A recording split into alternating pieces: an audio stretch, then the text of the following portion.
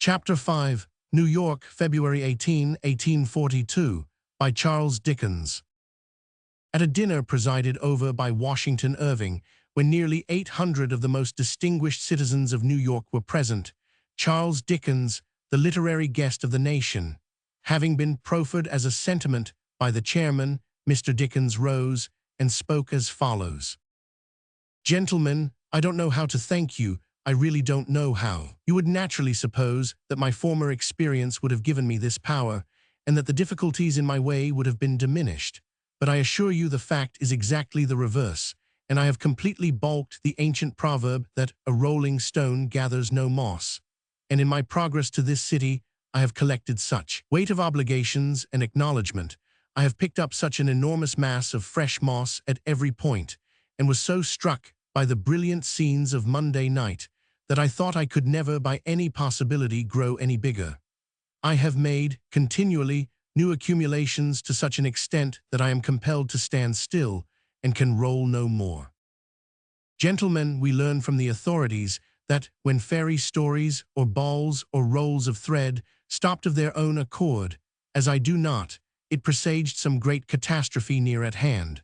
The precedent holds good in this case. When I have remembered the short time I have before me to spend in this land of mighty interests, and the poor opportunity I can at best have of acquiring a knowledge of, and forming an acquaintance with it, I have felt it almost a duty to decline the honors you so generously heap upon me, and pass more quietly among you. For Argus himself, though he had but one mouth for his 100 eyes, would have found the reception of a public entertainment once a week too much for his greatest activity, and, as I would lose no scrap of the rich instruction and the delightful knowledge which meet me on every hand, and already I have gleaned a great deal from your hospitals and common jails, I have resolved to take up my staff and go my way rejoicing, and for the future to shake hands with America, not at parties but at home. And therefore, gentlemen, I say tonight, with a full heart and an honest purpose and grateful feelings, that I bear and shall ever bear deep sense of your kind, your affectionate, and your noble greeting, which it is utterly impossible to convey in words. No European sky without, and no cheerful home or well-warmed room within shall ever shut out this land from my vision. I shall often hear your words of welcome in my quiet room, and oftenest when most quiet, and shall see your faces in the blazing fire. If I should live to grow old, the scenes of this and other evenings will shine as brightly to my dull eyes 50 years hence as now, and the honors you bestow upon me shall be well remembered and paid back in my undying love and honest endeavors for the good of my race. Gentlemen, one other word with reference to this first-person singular, and then I shall close. I came here in an open, honest, and confiding spirit, if ever man 999, and because I felt a deep sympathy in your land. Had I felt otherwise, I should have kept away. As I came here, and am here, without the least admixture of 100th part of one grain of base alloy, without one feeling of unworthy reference to self in any respect, I claim, in regard to the past, for the last time, my right in reason, in truth, and in justice, to approach, as I have done on 2 former occasions, a question of literary interest. I claim that justice be done, and I prefer this claim as one who has a right to speak and be heard.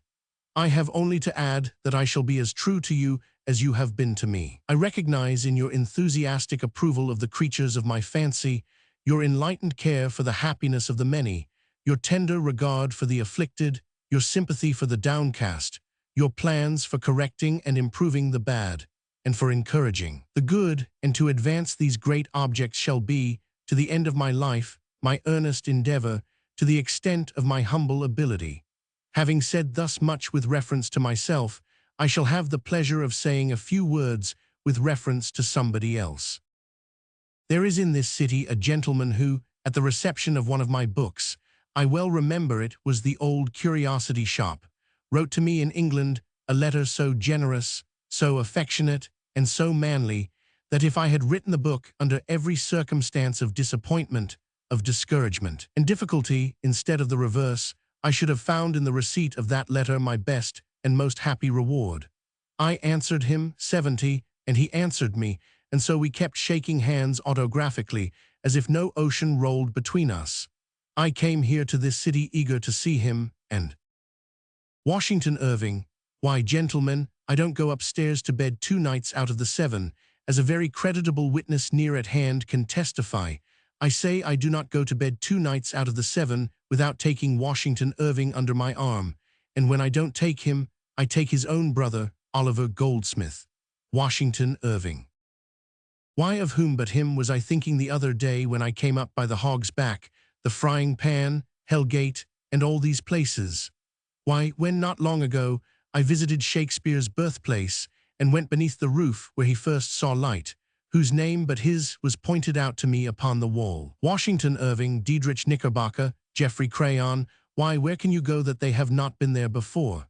Is there an English farm, is there an English stream, an English city, or an English country seat where they have not been? Is there no Bracebridge Hall in existence? Has it no ancient shades or quiet streets?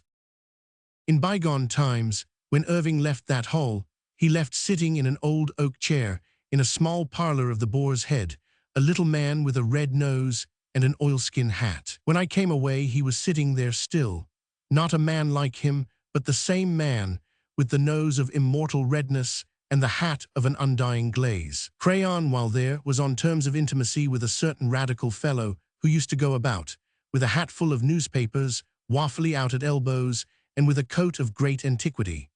Why, gentlemen, I know that man, Tibbles the elder, and he has not changed a hair, and when I came away, he charged me to give his best respects to Washington Irving.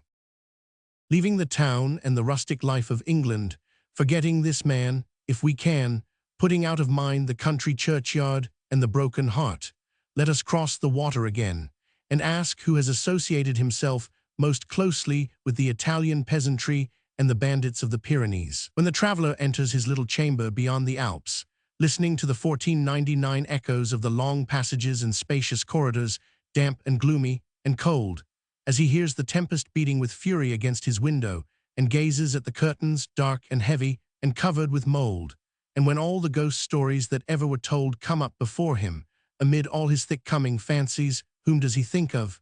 Washington Irving. Go farther still.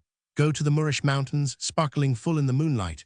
Go among the water carriers and the village gossips, living still as in days of old, and who has travelled among them before you, and peopled the Alhambra and made eloquent its shadows, who awakes there a voice from every hill and in every cavern, and bids legends, which for centuries have slept a dreamless sleep, or watched unwinkingly, start up and pass before you in all their life and glory.